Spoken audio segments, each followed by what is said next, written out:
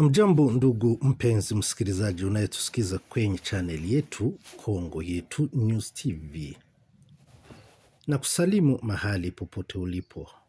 Na wakati huu Jumamosi weekend tarehe 24 mwezi wa 5 mwaka huu wa 2025, nataka tufanye uchambuzi kidogo kuhusu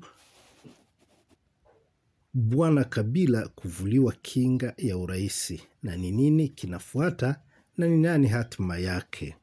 Haya ndiyo nataka tuyachambue kwa muda kidogo pamoja. Hata wewe pia nataka maoni yako. Kabla niendelee, acha nikuombe wewe ambaye unayetufuata kwenye channel hii uweze kujisajili kwenye channel hii Kongo Yetu News TV. Kujisajili njia ni ile ile, hakuna badiliko lolote. Unabonyeza button hilo lekundu limeandikwa subscribe ama sabone kwa Kifaransa. Baada hiyo usisahau jambo la maana la kubonyeza button hilo la alama la kengele ili tunapotoa habari uwe wa kwanza kuzipata, kuzisoma na kuzisikiza. Kabila kuvuliwa kinga ya uraisi, ni nini kinafuata na ni nini hatima yake? Ni rasmi sasa, bunge la seneti la DRC limeondoa kinga ya aliyekuwa rais wa nchi hiyo Joseph Kabila, na hivyo kumetengeneza njia ya kufunguliwa mashitaka. Kwa ujumla maseneti 88 walipiga kura ya kuunga mkono kuondolewa kwake kwa kinga hiyo ili aweze kushtakiwa. Ni 5 pekee waliopiga kura kupinga hilo, huko kura nyingine 3 zikiharibika. Anakuwa mkuu wa nchi wa kwanza wa zamani kuondolewa kinga hiyo na kushtakiwa kwa uhaini, uhalifu wa kivita na mashitaka yanayohusiana nayo nchi DRC. Hatua ya kuondolewa kinga ya kutoshtikiwa kama rais wa zamani kwa Kabila ambaye amekuwa senati wa maisha imekuja baada ya mrithi wake Rais Felix Tshisekedi kumtuhumu kwa uhaini, uhalifu wa kivita na kuunga mkono kundi la waasi wa M23 ambalo liliteka miji mikubwa mashariki mwa Kongo mapema mwaka huu. Joseph Kabila ambaye aliondoka nchini DRC mwaka wa 2023 hakufika mbele ya bunge hilo la seneti kujitetea kabla ya kura hiyo kupigwa. Lakini je, ni nini kitakachofuata na hatima yake kwa Bwana Kabila baada ya kuondolewa kinga hiyo? Ni swali muhimu kujibiwa na makala hii, lakini pia muhimu kufahamu kauli yake kuhusu sakati hii.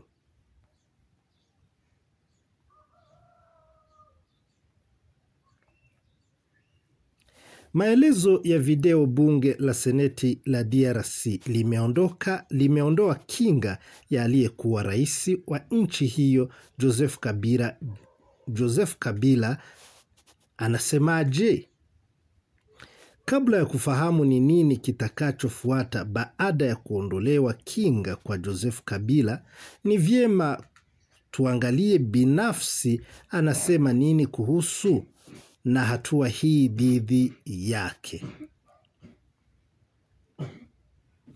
Akijibu hatua za kuondolewa kinga kupitia ukurasa wake wa X, Kabila ameonyesha kutofurahishwa na hatua ya kumtolea kinga dhidi yake, huku ujumbe ukiashiria kumlenga Rais Tshisekedi moja kwa moja.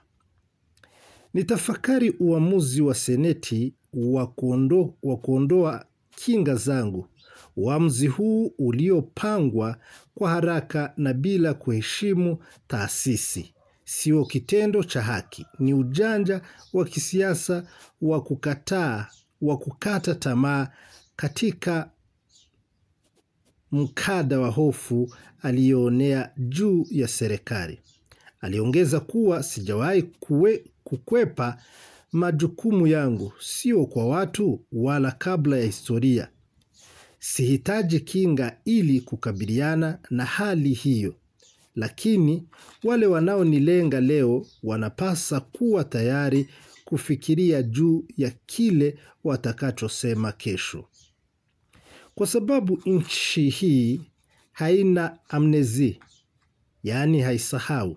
Inajua ni nani aliyejenga na inajua ni nani anayeharibu. Kwa wale wanaoamini kuwa kuondoa kinga zangu kutazuia kushindwa kwao, mumekosea. Ukweli hauwezi kupigwa kura. Ni muhimu na itakuja kujulikana. Anamalizia kuandika Kabila amekuwa akimshutumu Rais Tshisekedi kwa kushindwa kushughulikia mizozo inayokumba taifa kwa busara, ukiwemo mzozo wa waasi wa M23 walioteka maeneo ya mashariki mwa nchi, ukiwemo mji mkuu wa Goma. Rais huyu wa zamani amekuwa akilalamika mara kwa mara kwamba Tshisekedi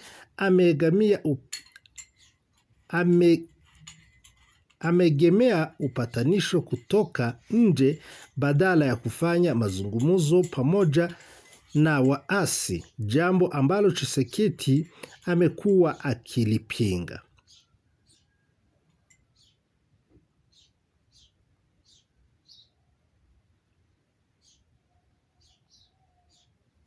Kwa nini serikali ya DRC imeondoa kinga ya Kabila? Waziri wa sheria wa DRC Constant Mutamba aliwaambia waandishi wa habari Jumatano kwamba serikali imekusanya ushahidi kwamba